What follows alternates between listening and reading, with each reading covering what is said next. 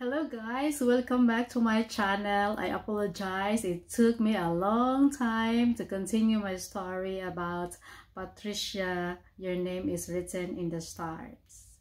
And because I was busy with house repairs that I forgot about blogging. But now I have the luxury of my time to continue the story. So today I'm going to give you the next episode, Living with My Grandparents, Part 1. I had an older sister. Alright, so get ready and I will give it to you. I hope you will enjoy. Alright. My older sister had lived with my grandparents for many years prior to my arrival. The day when my grandmother took me away from my family, I knew that my father shed a tear or two. He said, "Just go with your grandmother.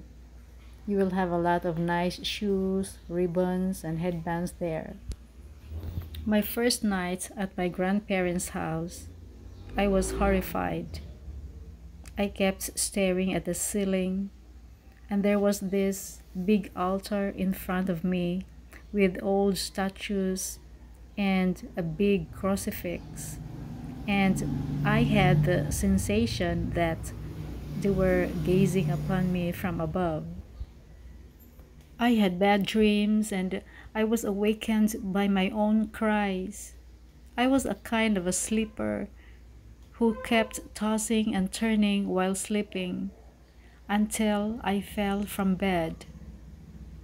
Surprisingly, I didn't have any clue that I fell, and I could have kept tossing and rolling until I ended up sleeping under the bed the whole time. In the morning, they were wondering where I was, only to find me under the bed snoring. It was very dark under the bed though, that I didn't have any idea that it was almost noon time. My older sister and I were not close. I did not fully understand how in the world she became my sister, for I had never seen her in our house. She was about 9 years old older than me, and according to my grandmother, my sister had been living with them since she was small.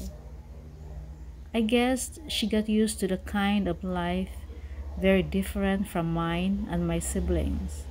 The thing was, she'd never visited us, so she didn't look familiar to me. She was kind of a brat and a bully.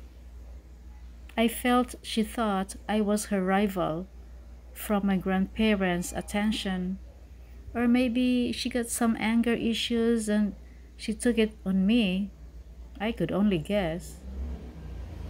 She got a wardrobe that she never used for years. Every time my grandparents got a good deal with coconut and rice produce, she would get something new such as a new dress, blouse, skirts, or shoes. My grandmother never bought me a new dress or any stuff. It was always hand-me-downs from my sister. Saturdays was cleaning time. My sister would clean the whole house, applied red wax on the floor, and scrub it vigorously with coconut husk until it gleamed that anyone could easily slip. She would strictly remind me to never ever step on that part of the floor that she already scrubbed. One Saturday morning, she already scrubbed the floor leading to my room, and she warned me not to ever step any part of that floor that she meticulously polished, and I asked her how would I cross to the other side of the living room. She said, "Whatever." She never acted as a big sister to me. She always bullied me and created stories that made me feel depressed, only to discover many years later that those stories were made-up stories. For example, She made me believe that we were not sisters and that I was born from a bamboo that was hit by a lightning, that it suddenly cracked, and there I came out. Every time I went with my sister when she was washing linens, curtains in the river, she would always point to the grove of bamboo trees beside the river and say, "Those were the bamboos where you came from." And before reaching the river, we had to cross the rice field, and she would say, "Do you see that woman with white skin and yellow hair, just like the color of your hair? She's your mother." I didn't know if I would cry or run away. I saw that the woman had a family whom we often saw in the rice field during planting and harvesting seasons.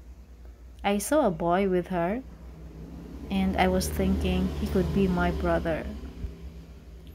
My older sister was so selfish and never thought how her fake stories affected my life.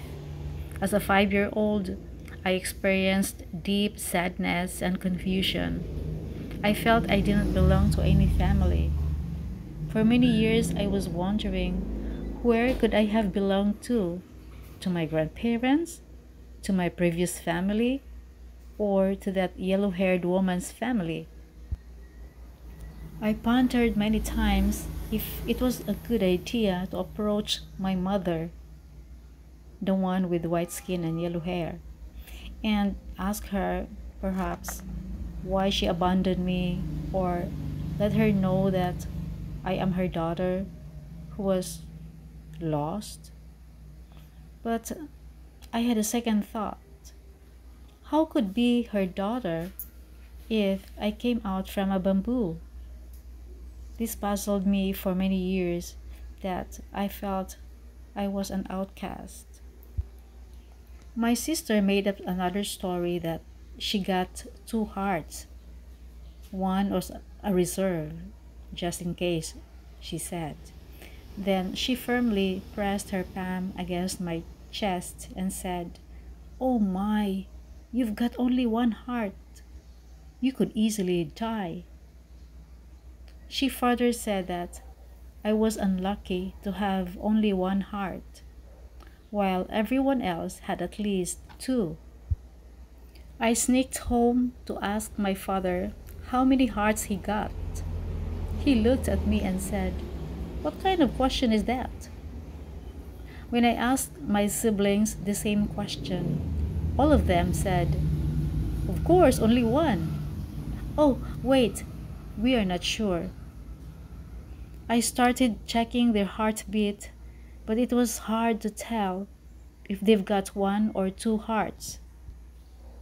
How I wished they would say, "We've got only one heart," so it would solve my problem, and I would have the assurance that we were siblings after all. I asked my relatives how many hearts they've got, and they said, "What? Of course, only one." "Oh, hold on, we're not sure." Why asking that question? You're weird. This mystery was left unsolved until I started grade 5. Thank you very much for watching, and I hope you enjoyed. Now I will give you the next part 2, the rules at my grandmother's house. So I think this is really interesting because in the olden times, not all families have rules similar to my grandmother's. So fasten your seatbelts and watch it coming soon. See you! Bye! Thank you!